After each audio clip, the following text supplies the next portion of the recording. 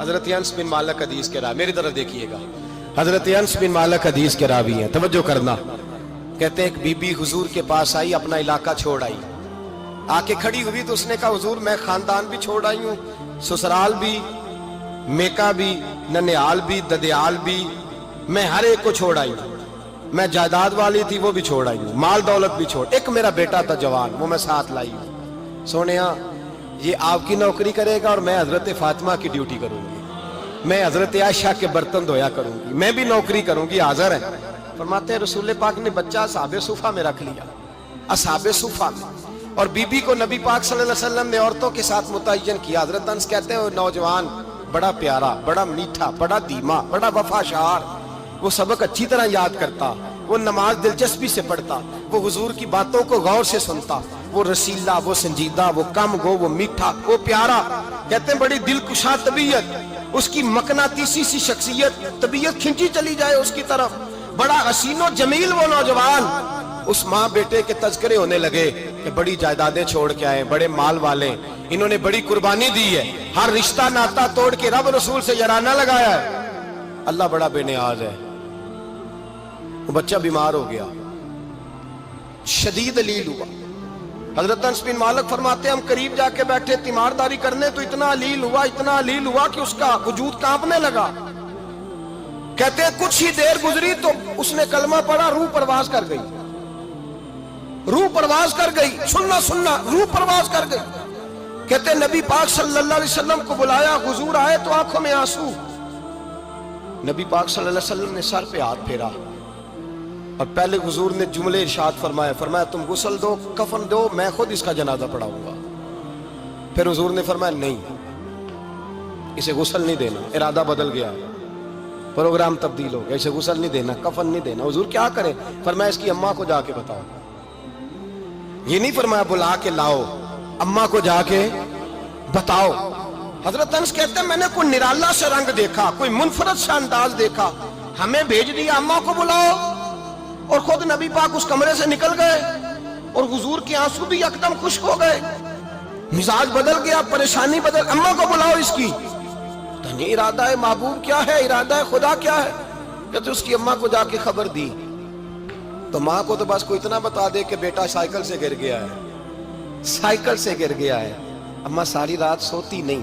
ایک شاعر نے کہا تھا ایک مدت ہوئی میری ماں نہیں سوئی، میں نے ایک رات کہا تھا مجھے ڈر لگتا ہے، ایک رات کہا تھا مجھے ڈر لگتا ہے۔ یہ اپنے اپنے رنگ ہوتے ہیں، اپنا اپنا انداز ہوتا ہے۔ رمضان شریف کا مہینہ آتا تو میری اماں جی کہاں گری کا تیل منگاتی، چیزیں منگاتی، اور پھر زبردستی میں منع کرتا کہ اماں جی نہیں یہ آپ کیا کر رہی ہیں، میں تو تیل ویسے بھی ذرا کم استعمال کرتا ہوں، تو رگڑ رگڑ کے، اور نہیں کتابیں بڑی موٹی ہیں، فلاں چیز بڑی موٹی، اس کا رنگ تھوڑا نرالا ہے، اور یہ جو ماں کا رنگ ہے نا اس جیسا رنگ دوسرا ملتا بھی کوئی نہیں دنیا میں۔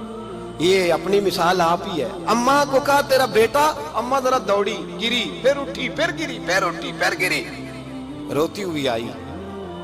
کہتے ہیں پیچھے وہ روئی، لیکن جب بیٹے کی میت کے قریب آئی تو اب نہیں روئی۔ کہتے ہیں ہمارے چہروں پہ نظر دے ڈالی اور کہنے لگی تمہارا کلاس فیلو فوت ہو گیا ہے، واقعی چلا گیا ہے؟ کہاں پردہ کر، واقعی کہاں؟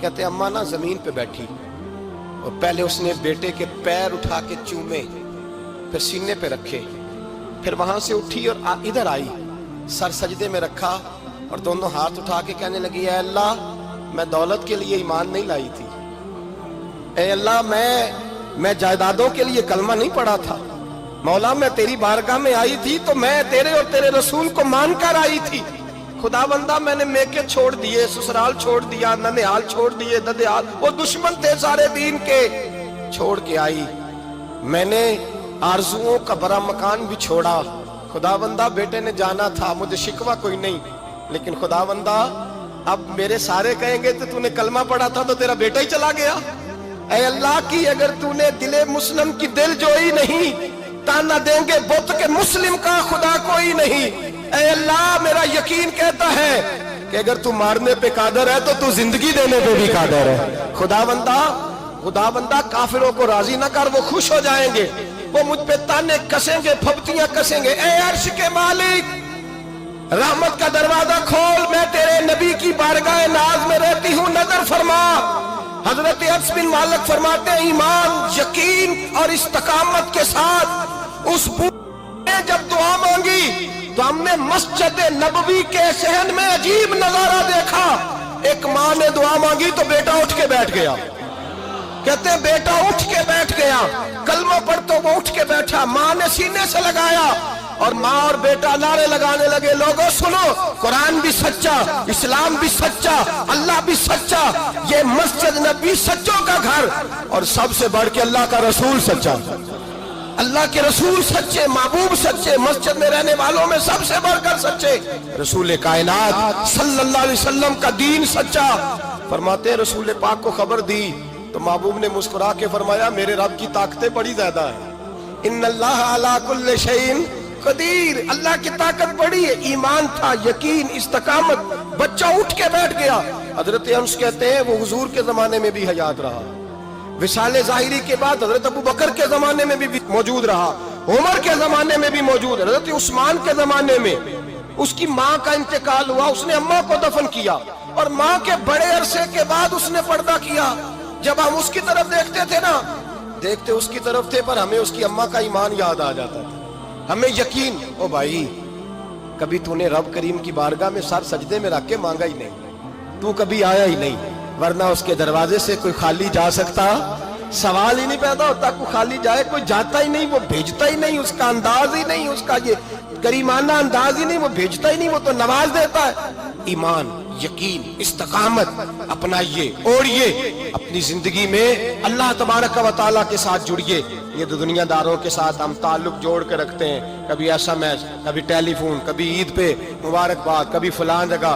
دنیا داروں سے جوڑ کے رہتے ہو، خدا سے جوڑ کے رہو. کبھی فجر میں جڑ جاؤ، کبھی زور میں جڑ جاؤ، کبھی تلاوت میں جڑ جاؤ، کبھی درود و سلام کی وجہ سے رب کریم کے ساتھ تعلق بناؤ.